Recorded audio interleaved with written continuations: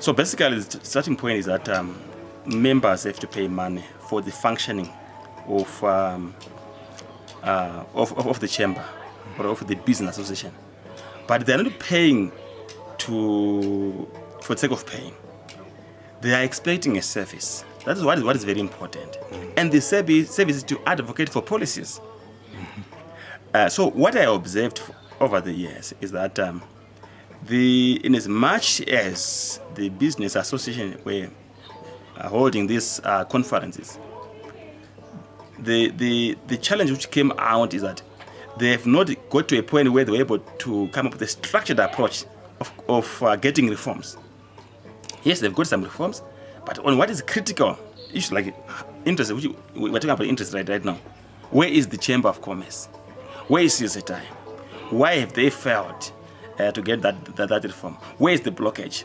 So members, when they are paying now, they get worried that, so what am I paying for? And of course, I mean, naturally, they're in business. One would be tempted to think that whenever they go for this annual, that's when they raise their big budget for the run for the whole year to save their members. But I think the main approach should not be to raise a bigger budget to run their operation.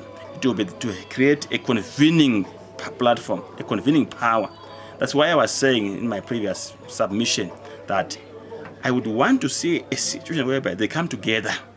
CZI is National Chamber of Commerce, Civil Roundtable, Chamber of Mines, and other sectorial business associations.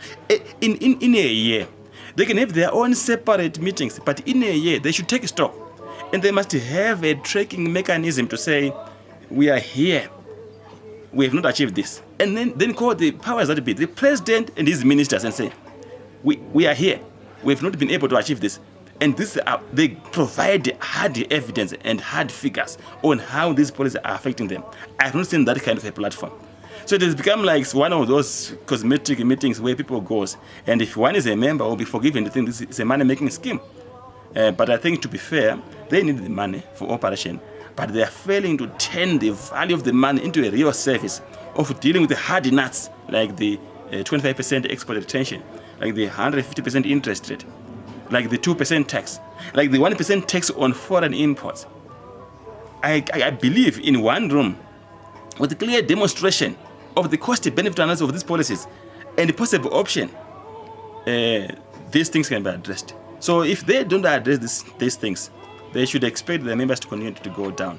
Because I've seen even some companies, powerful companies, are going direct, as powers that be, to negotiate, and they come out with the solutions. So there's no need for them to join. So why do they have to join the association if they can go direct? If you can't build a well-structured platform backed by hard effects and be able to to convince the powers that be, why should I come to you? Isn't it out of fear? No, it's not about fear.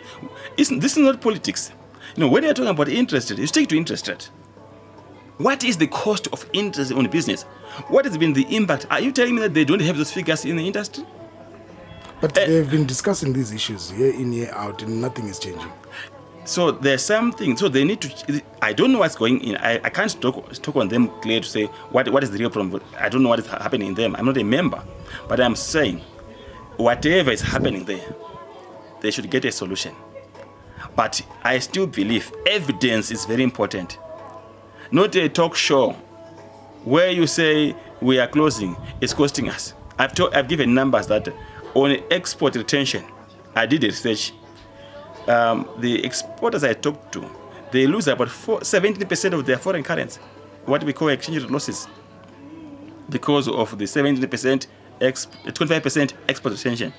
It's caused by the differentials between the black market rate and the official rate. Now, if you and this 17% loss results in a company now making a loss in exporting, to an extent that some companies have stopped exporting.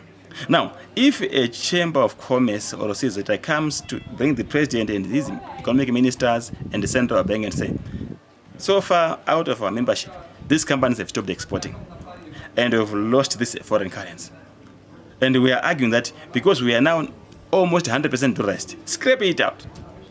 And what will be the benefit for government? You get more 2% tax, you get more VAT, foreign currency, So they should be able to quantify the impact. And I'm sure government have the comfort to say, now we can get more foreign currency, let's do that. But if you say remove the 25% without an alternative, what do I get out of it? Government will not do that.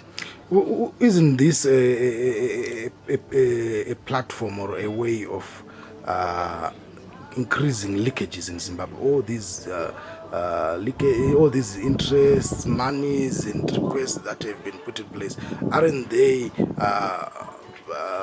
platforms for more leakages and leakages that are happening in Zimbabwe? Leakages happens when government becomes an active player in markets, because government is not good in terms of efficiency or proper allocation of resources. And you are raising a very important point, because when we get $12 billion in a year, right, and with a current account surplus, we should not be having challenges of accessing foreign currency or exchange rate run away. But you have a sense that we are losing the money through leakages. Why? Because the government is a big player in the economy. Not only on exchange rate markets, but also on agricultural markets. Command agriculture, then also command roads, right? Command dams, command infrastructure. And because government is not the best player in those markets, right, leakages can then happen. You have seen in August last year, the PEMSEC of Finance, Komatanga, once wrote a letter, statement that companies are pricing, giving prices. Those are examples, practical examples, if I want to be very factual, right? Where chicken will go for 2 kg for $32 as an example. So if I get that money, what am I going to do with it? If I am importing, it means it's transfer pricing, which is already happening. Why is it happening? Because government is involved, and they don't know these nitty-gritties. But if you leave it to markets and then regulate, you then have someone who is aware of that, a good player in that market, regulating that properly, and we don't lose money. Thank you very much, Professor.